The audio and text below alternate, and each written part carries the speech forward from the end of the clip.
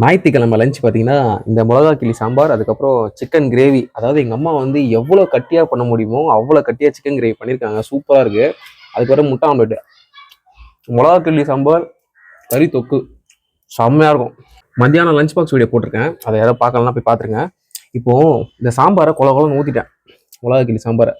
இப்போது இந்த தொக்கு மட்டும் பாருங்கள், லைட்டாக ஒரு பீஸோட தொக்கை நடுவில் போட்டு இந்த சாம்பார் கூட சேர்த்து நல்லா குளம் பிசையணும்.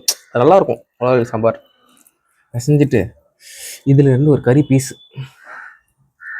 எடுத்து வச்சுட்டு, அதுக்கப்புறம் ஒரு முட்டை ஆம்லேட் இதையும் வச்சுட்டு கொஞ்சமாக சாப்பாடு மேலே போட்டு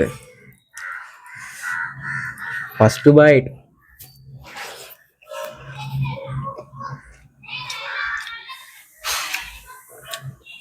என்ன சொல்கிறது, அருமை.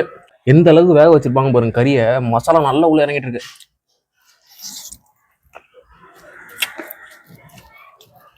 அம்மா ஜூசி.